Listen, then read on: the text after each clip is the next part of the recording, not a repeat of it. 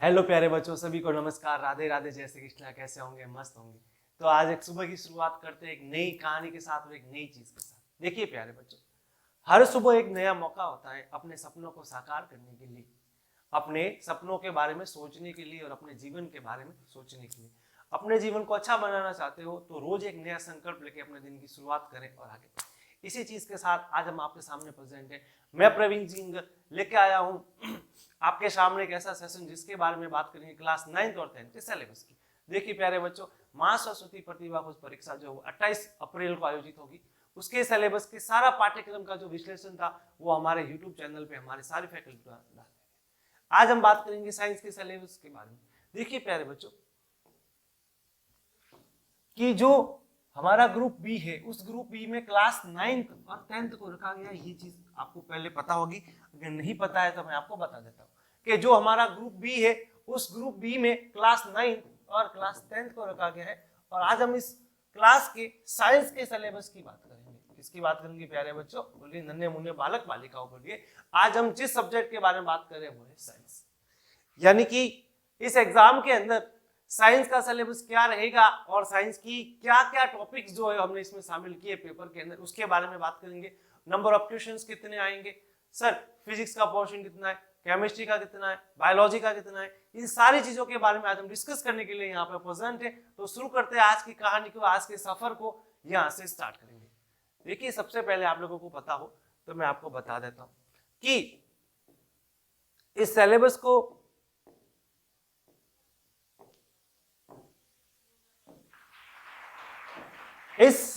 हम लोगों ने 3 पार्ट में डिवाइड किया। सबसे पहला है फिजिक्स, दूसरा केमिस्ट्री और तीसरा बायोलॉजी। क्या कहा प्यारे बच्चों? इस सिलेबस को हम लोगों ने जो डिवाइड किया है वो इस तरीके से है। फिजिक्स, उसके बाद में केमिस्ट्री, उसके बाद में बायोलॉजी। और मेरे प्यारे बच्चों, इस प्रत्येक पोर्शन में से कितने टॉपिक्स और कितने क्वेश्चन आने वाले हैं इसके बारे में आज हम डिटेल में डिस्कशन करेंगे। देखिए इन तीनों सब्जेक्ट्स में से 3 टॉपिक्स जो है आपको दिए गए हैं, 3 फिजिक्स के, 3 केमिस्ट्री के और 3 बायोलॉजी के। सबसे पहले बात करते हैं कि कौन में से कितना पोर्शन है और कितने क्वेश्चंस आने वाले हैं, इसके बारे में बात करेंगे। तो देखिए मेरे प्यारे बच्चों, सबसे पहले हम लोग पढ़ते हैं और हमारा पहला पोर्शन लेते हैं जो है बायोलॉजी का। कौन सा पोर्शन है? बायोलॉजी। बायोलॉजी बोले तो जीव विज्ञान। क्या प्यारे बच्चों, आवाज नहीं आई, थोड़ा जोर से बोलना। जीव विज्ञान।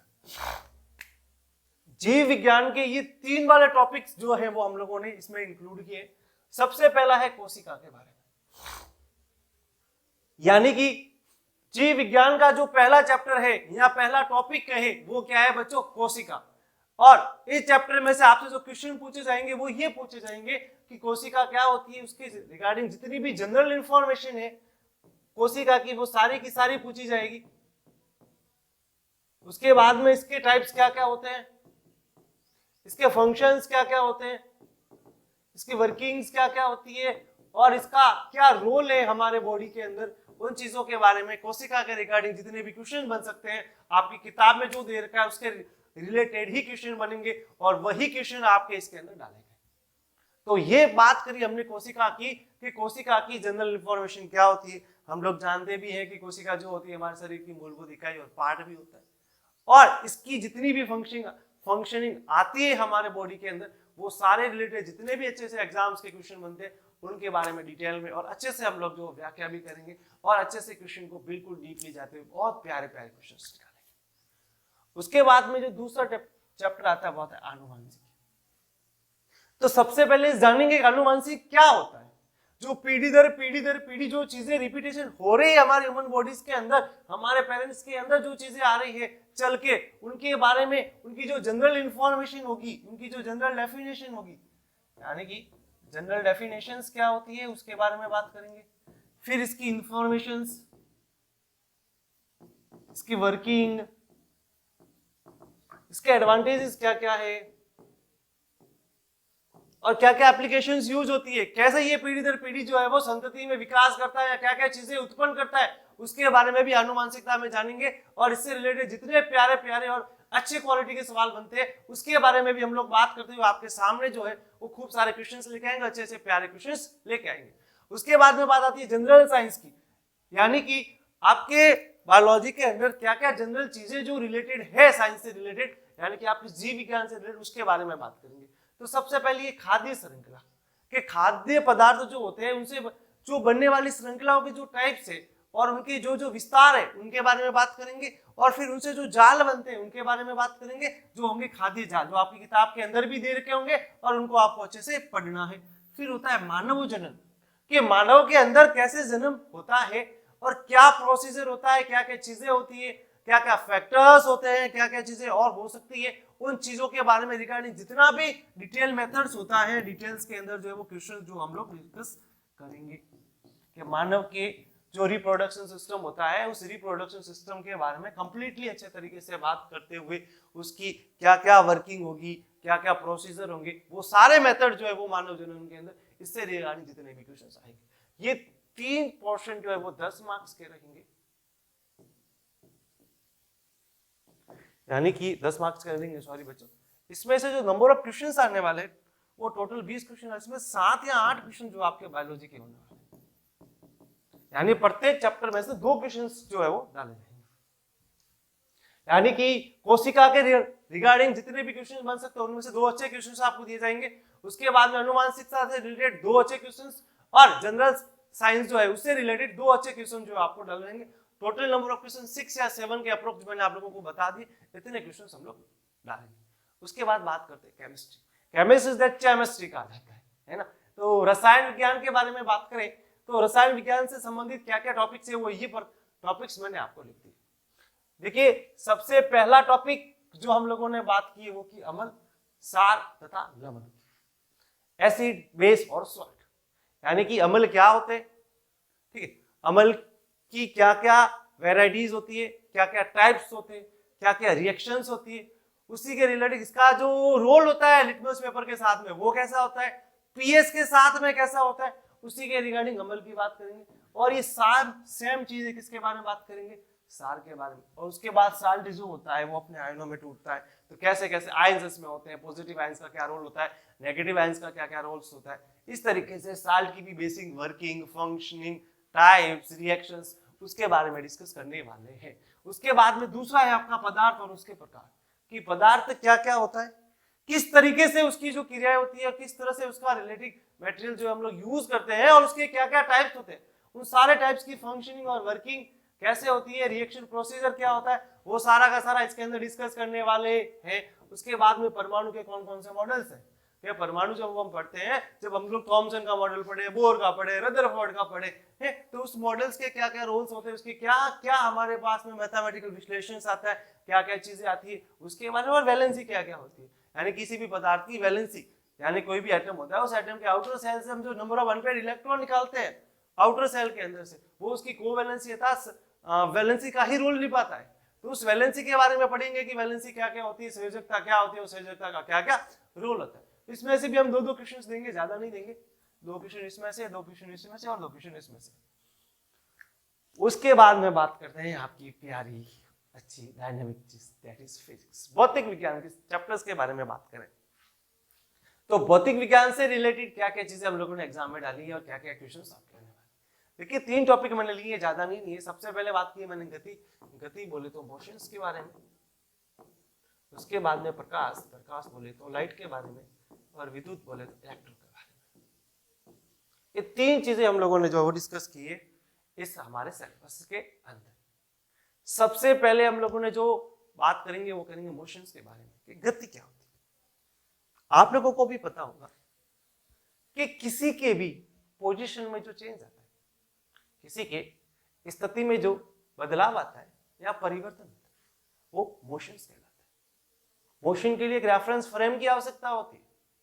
इससे रिगार्डिंग जितनी भी टर्म्स है, जितने भी डेफिनेशंस बनते हैं, उसके बारे में बात करें तो डिस्प्लेसमेंट, वेलोसिटी, डिस्प्लेसमेंट से रिलेटेड वेलोसिटी बनती है और डिस्टेंस से रिलेटेड स्पीड बनती है, यानी कि विस्थापन, दूरी, चाल, समय, चाल, वेग, त्वरण, ये सारी जो चीजें होती है इनसे रिलेटेड बात करते हैं।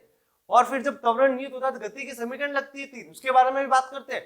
v बराबर u प्लस एटी, एस बराबर ut plus half eighty square और v स्क्वायर बराबर u स्क्वायर प्लस 2as। तो इनसे रिलेटेड जितने भी मोशंस है लीनियर यानी रेखीय गति जो बनती है, उस रेखीय गति से संबंधित जितने भी सवाल बनेंगे उसके बारे में बात करेंगे। जैसे कि विस्थापन का जो है, उसके बाद में दूरी है, उसके बाद में चाल है, उसके बाद में वेग है, त्वरण है, इतनी चीजें हम लोग जो इसके बारे में डिस्कस करने वाले हैं। उसके बाद में एक चीज और बताई मैंने कि जब त्वरण का मान नियत हो जाए उस केस में जो गति की समीकरण होती है वो 3 प्रकार से लगाते हैं हम लोग। v बराबर u प्लस एटी, s बराबर ut plus half eighty square और v स्क्वायर बराबर u स्क्वायर प्लस 2as। इन 3 समीकरण से रिगार्डिंग जितने भी न्यूमेरिकल सवाल, अच्छे सवाल बनते हैं, वो भी एक आध क्वेश्चन जो है डालने वाला हूं। देखिए प्यारे बच्चों, v का मतलब होता है फाइनल वेलोसिटी, दैट मींस अंतिम वेग क्या होता है। u का मतलब होता है इनिशियल वेलोसिटी, दैट मींस प्रारंभिक वेग। a का मतलब होता है एक्सेलरेशन अर्थात त्वरण और t का मतलब होता है समय, टाइम इंटरवल कितना है जो आपके पास में यात्रा यानी आपके पास में जो जर्नी होगी उसके बाद। s जो होता है वो हमेशा विस्थापन होता है अर्थात डिस्प्लेसमेंट होता है।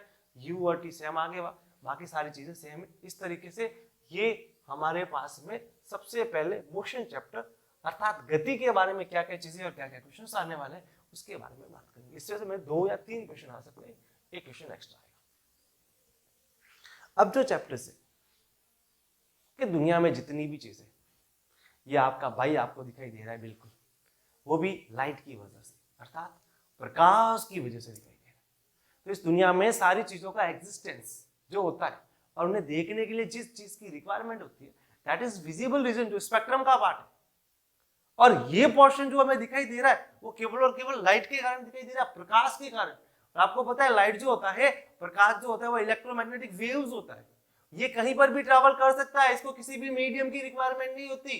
दुनिया का सबसे तेज चलने वाला हेलीकॉप्टर प्रकाश होता है और जिसकी स्पीड होती है 3 गुना 10⁻⁸ मीटर प्रति सेकंड से चलता है। तो आज हम बात करेंगे प्रकाश के बारे में कि प्रकाश की घटनाएं कौन कौन सी होती है, पता ही होगा, परावर्तन, अपवर्तन, पूर्ण आंतरिक परावर्तन। इसके बारे में बात करेंगे कि परावर्तन की घटना का बेसिक रोल क्या होता है, कहां कहां चीजें होती है। अपवर्तन की घटना का बेसिक रोल क्या होता है, कहां कहां चीज। बचपन में छोटे बच्चे थे ना, बालक बालिका थे ना, नन्हे मुन्ने झिंगोर से, उस समय पानी के अंदर कॉइन अगर डूब जाता था तो बोलते थे कि कॉइन ऊपर आ गया। क्या वो कॉइन ऊपर आता था क्या? नहीं आता। वहां पे एक परावर्तन की वहां पे एक घटना लगती थी जो एक अपवर्तन की घटना थी। कई बात समझ में, इस घटना के बारे में भी हम लोग जो है वो डिस्कशन करेंगे, जिसे एपरेंट डेप्थ कहा जाता है, आभासी गहराई हमें। एक होता है परावर्तन जिसमें रेज जो होती है वो रिफ्लेक्ट होके वापस आ जाती है। चेहरा देखते हो ना रोज सुबह उठ के कि मैं कितना प्यारा लग रहा हूँ या कितना गोरा और सुंदर दिखाई दे रहा हूँ, मेरे जैसा इस दुनिया में कोई है ही नहीं बेटा, कोई नहीं है तेरे जैसा इस दुनिया में। जो 3 kilo fair and lovely 2 kilo powder लगा के जो गोरा गोरा तुम देखते हो ना, तो वो तुम्हारे ऑब्जेक्ट जो वो तुमसे सारी रेज जाके वापस आती है। एक ऑब्जेक्ट है वे इंफिनिटी रेज, एक ऑब्जेक्ट के पास में बहुत सारी रेज होती है और वो रेज टकरा के वापस आपके विजिबल रीजन में आती है तो आपको दिखाई देता है, और वहां से वो रेज दूसरी तरफ भी जाती है तो दूसरों को भी दिखाई देता है। इसीलिए मैं कहता हूं कि एक ऑब्जेक्ट के पास में बहुत सारी रेज होती है और वो रिफ्लेक्ट होकर आपके विजिबल रीजन में आती है तो आपको दिखाई देती है, दूसरों के विजिबल रीजन में आती है तो वो दूसरों को दिखाई देती है। तो इसकी कौन कौन सी चीजों के बारे में बात करेंगे, परावर्तन, अपवर्तन और पूर्ण आंतरिक परावर्तन।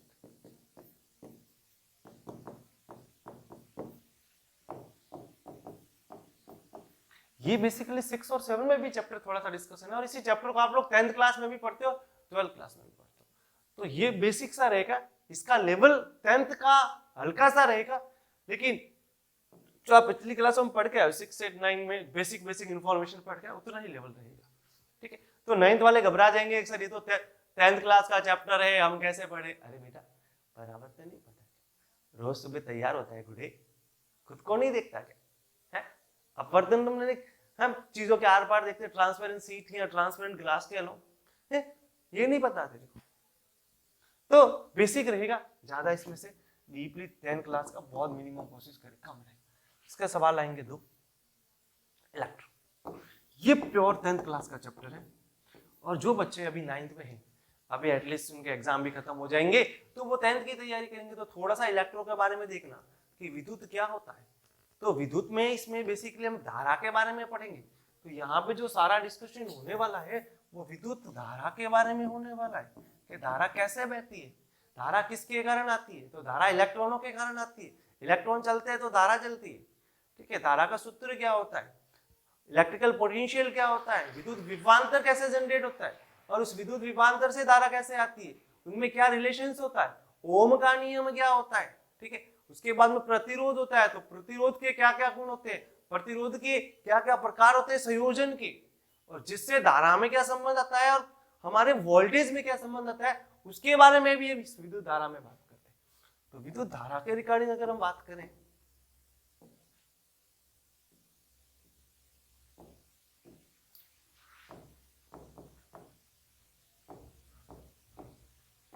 तो सबसे पहले धारा का चालन कैसे होता है, धारा कैसे आती है, तो मुक्त आवेश वाहकों से आती है धारा।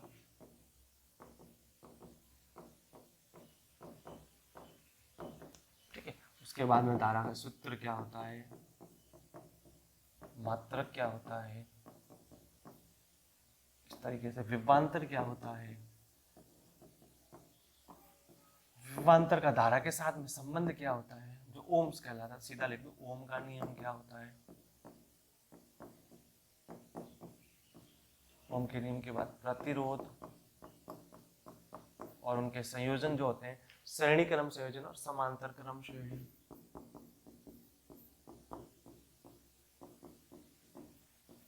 इस तरीके से। और धारा का एक प्रभाव होता है जिसे हीटिंग इफेक्ट कहते हैं, धारा का उसमें प्रभाव। उसके कुछ एग्जांपल्स से रिलेटेड आते हैं, देख हमारे पास में केटली हो गई, विद्युत वाली हीटर हो गया, और जब हम किसी में धारा देते हैं तो वो चीज गर्म होती है, तो उस गर्म होने से वो चीज अपने को हीट प्रोड्यूस करती है उसके बाद। तो ये इतनी चीजें आपके यहाँ पे आएगी। तो देखिए बच्चों, हमारे 10वीं क्लास के साइंस के चैप्टर्स के बारे में बात करें फिजिक्स में, तो गति, प्रकाश और विद्युत आएगा। ये चीज आपको ध्यान रखना है। इसमें मैंने आपको डिटेल में समझा दिया अच्छे से कि कौन सी चीज से क्या क्वेश्चन आने वाला, क्या क्या बातें होने वाली, नंबर ऑफ क्वेश्चन भी बता दिए। एक चैप्टर में से क्वेश्चन जो आएंगे वो आपके 3 आएंगे, एक चैप्टर में से 2 क्वेश्चन, एक चैप्टर में से 3 और एक चैप्टर में से 2। यानी कि जितने भी टॉपिक लिखे हुए उन सारे टॉपिक्स में से 2-2 क्वेश्चन है, टोटल 9 टॉपिक्स है। तो ऐसे टॉपिक्स है जिनके क्वेश्चन 3-3 हो जाएंगे, और जिनके 3 क्वेश्चन हो जाएंगे उन टॉपिक्स को याद रख दे, वो फिजिक्स के टॉपिक्स। किसके? फिजिक्स के। एक हमारा जो टॉपिक है वो मोशन अर्थात गति रहेगा, और दूसरा जो टॉपिक है वो अर्थ क्या रहेगा बच्चों, प्रकाश रहेगा। ठीक है, तो ये टॉपिक्स हमारे हैं, एक बार वापस बता देता हूँ। बायोलॉजी के अंदर कोशिका चैप्टर्स, आनुवांशिक चैप्टर और सामान्य विज्ञान की 3 पार्ट, खाद्य श्रृंखला, खाद्य जाल और मानव जननी क्या क्या होता है उसके बारे में बात होगी। उसके बाद में केमिस्ट्री में अम्ल, सार तथा लवण पदार्थ तथा उसके प्रकार और परमाणु का मॉडल और संयोजकता क्या होता है उसके बारे में बात करेंगे। और फिजिक्स के अंदर बात करेंगे तो गति, प्रकाश और विद्युत, ये 3 अच्छे चैप्टर्स है। तो ये सिलेबस हमारे पोर्शन का रहेगा, आपको मेहनत करनी है और मेहनत करके पूरे नंबर लाने। तो लास्ट में धन्यवाद कहना चाहूंगा मेरे प्यारे बच्चों, नन्हे मुन्ने बालक बालिकाओं। और एक और चीज, आप सभी का धन्यवाद, आपने दिल से समय देके इस वीडियो को देखा, इस प्लेटफॉर्म को जुड़े। इस प्लेटफॉर्म से हम आपके सामने काफी सारी चीजें और काफी सारा कंटेंट भी प्रोवाइड करेंगे। तो धन्यवाद, राधे राधे, मस्त रहिए, खुश रहिए और लाइफ में अच्छे इंसान बनने के बारे में जरूर सोचे। एक चीज ध्यान रखना कि जीवन में सबसे इंपॉर्टेंट चीज जो है ना वो हमारी जिंदगी है। इस जीवन में सबसे प्यारी चीज जो है वो जिंदगी है, और उस प्यारी चीज में 2 इंसान हमारी लाइफ में बहुत इंपॉर्टेंट होते हैं, वो होते हैं हमारे पेरेंट्स।